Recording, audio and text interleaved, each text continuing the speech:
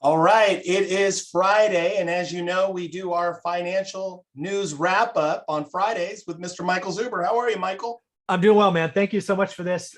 You have no idea how much I look forward to these. This is kind of like my capstone of the week. So thank you for giving me the opportunity. I love it. I love it, love it, love it. So let's just get right into it. We've been, for the last 3 weeks, we've been talking about Toys for Tots. Share the good news. Yeah. So first and foremost, Ty, thank you very much for allowing us to post the Toys for Tots on these videos. We put out a challenge to our combined audiences that both of us would match the first $2,000. And I'm happy to report that our audiences exceeded $2,000. So you and I will be cutting $2,000 checks or credit cards or however you want to do it to Toys for Tots, which makes over $6,000 from our combined networks. And most of all, that is awesome. Round of applause for everyone. On top of that, Ty, I had 3 people reach out to me this morning saying, guys, Michael, I know it's the last day. Last time we heard you were $500 short. If by chance you are still short, my family's got you. We will personally make up the difference. I mean, how awesome is that, right? Again, we got to the number, we're good, but there were at least 3, and there was probably more that are like, hey, if you're still short, tell me, I'll write the check. So this community that we have together, one rental at a time, Squad Up, is made up of some pretty awesome individuals. So thank you to everyone. It's so awesome. It's just so awesome. I love it. Thank you, everybody who supported, everybody that participated. Again, if you did participate, if you did donate, doesn't matter, $5, $10, doesn't matter. Make sure to message both Michael and I, because we're going to do something special in the new year. We want to make sure that you get an invite for that. So we are going to do a special coaching call for that. I love it, Michael. That's awesome, man. So let's get into the news on PPI. What's going on there? Yeah, so big inflation number came out, highest on record. The records go back to the 80s, I believe. I think it was 9.8% purchase price index, producer price index. This is an important one because it kind of leads CPI. We got CPI last week, which was a horrible number, which we'll talk about in a minute. I think it's even worse than that. But PPI is up 9.8%, not good. Means inflation probably hasn't peaked. It means the Fed's got to do something. And again, we'll talk about that in a minute. But yeah, PPI, not good news. Interesting. What about CPI? What's going on with so CPI we got last week. We talked about it was 6.8, but frankly, it bothered me. It bugged me because it calculated, right, when you broke down CPI, it was only calculating a rent increase factor of 3.5%, which is just wrong, right? So I spent some time over the weekend doing the math, backing out the 3.5, adding in what is more like 15%. And the new math on CPI is 10% even. Just by correcting the altitude or height or whatever you want to call it of rent, because it's not up 3.5%. It's just not. The lowest reading I found was 15, so I used it versus using the highest of 17.7. So yeah, CPI was actually 10%. Last week it was crazy hot at 6.8. What if the government was going to say it was 10%? How would you feel? So inflation is bad. It's interesting too, because I mean, it definitely, in some categories, it feels like some things have even, doubled and tripled, and so even if some you have. So yeah, it's not good. Very interesting. So let's talk about the Fed. What's going on with the Fed this week? Yeah, so the Fed finally relented. The Fed is taking their foot off the gas. So what they've been doing is they've been flooding the world with currency and units and all of these things. They've kept rates really low. So they've taken their foot off. They're going to taper faster. What does that mean? It means they were buying 100 billion. Now they're going to buy less. Originally, they were going to be done tapering in June. Now they're going to be done in March. So faster. And then they've indicated that we're going to have to raise rates. And right now, the average says they're going to raise rates 3 times next year, which is game changing.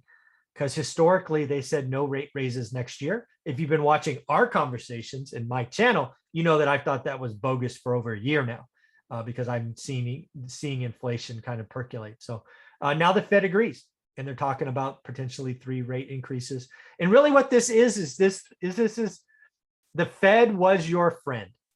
The Fed rose asset prices everywhere because they were pushing capital into the market. Now the Fed is going to extract capital from the market. And that just means it's going to get harder to make money. Asset prices, as you've seen in the stock market the last 2 days, are going to adjust to a new reality. And I think there's some pain in lots of places coming. Interesting. Very interesting. So let's talk about, in terms, you mentioned something about potentially where they may have to force a recession. And you talked about last week, we talked about, Volcker, we talked about Jerome Powell. Yeah. Can you just revisit that just for a moment and kind of connect the dots with what you just shared about the Fed? Absolutely. So Jerome Powell historically, at least up until this week, has been what people would call a dove. Means he wants to keep the easy money going. What happened this week is he became a hawk, and he became more of a hawk than people were expecting. I have this word, basically Paul Volcker, in my opinion, was the last Fed president that took inflation serious, and he rose rates. When your parents talk about mortgage rates at 10, 12, 13, 100% Paul Volcker did that. And he was willing to suffer pain, and that pain was a pretty substantial recession, but it broke the back of inflation. So what I'm starting to think is maybe Jerome Powell, because again, if CPI is at 10% and PPI is at 9.8, inflation is bad. Is Jerome Powell now more of a hawk? Is he willing to create a recession? Because one of the ways you break the back of inflation is you cause a recession. You institute the business cycle. And I don't know yet, but it looks like a recession could be around the corner, in my opinion.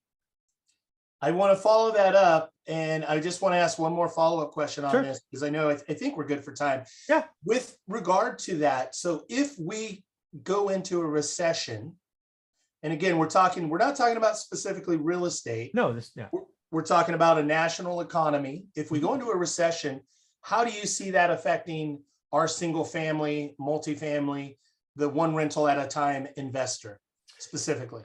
That is a great question, because again, I think it leads to the real estate slowdown. I think what a recession would occur in the economy is you would have more forced sellers, right? People don't have jobs, they can't make mortgage, they would sell because they have equity. So I think inventory goes up. I think we get back to a normal market. We are so far below a normal market time that you could double inventory and we'd be back to normal. I think a recession leads to a normal economy. I think real estate slows down. I think transactions fall. So again, if you're a real estate agent and you're used to doing 40 transactions, you need to run a business at 30 transactions. I just think the real estate market slows down. It does not crash. Does not crash. I love it. No crash. Don't believe the hype. No crash. Mm-hmm. I love it too. For our real estate community, if we do go into a recession, I feel like the person doing 30 or 40 deals who really is a go-getter and is out there really working potentially also grows and gets a bigger piece of market share. It goes to 50 or 60. They could, because again, what you will see in a recession is the pretenders will evaporate. Yep. The one percenters will grow. Recessions are a great time to create profit, to grow businesses. They just are, because most of the pretenders cower because it's hard and they disappear. So don't be a pretender. I love it. I love it. I love it. Let's wrap up with California stats, man. You got me on the edge of my seat here. Tell me what's the California stats? What's going on here in California? So if you've been watching my channel for any length of time, this is 18 months ago. So you'd have to be an OG to catch this. I was talking about the state of California potentially being so almost anti-tech that we would lose the next generation of population, right? I was talking about PhDs in computer science and master's degrees no longer coming to San Francisco, no longer coming to Silicon Valley and going elsewhere. Lo and behold, it is happening. So 38% drop in people moving to California. So think about the college graduate, the person that would usually come if tech was hot. They're not coming. They're going to Texas. They're going to Miami. They're going to Nashville. 38% drop. And again, you won't feel that in California real estate year one, but what is going to happen is we're going to miss that next wave of equity and appreciation. These folks aren't coming. Not only do we have a 38% drop in people coming, we have 12% moving out. Again, Tesla left, other people left. this is not good. San Francisco, you are suffering, and frankly, you deserve it based on your leadership. 45% drop in people coming to San Francisco.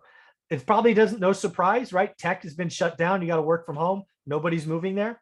45% drop. They're going somewhere. They're going to Texas. They're going to Arizona. They're going to Vegas, Miami, wherever it is. And again, 12%. And again, when you talk about moving out of San Francisco, you're rich, right? If you can afford to live there, you're rich. So you're losing 12% of the people to move out of state from San Francisco. So I think the leadership in San Francisco is getting what they deserve.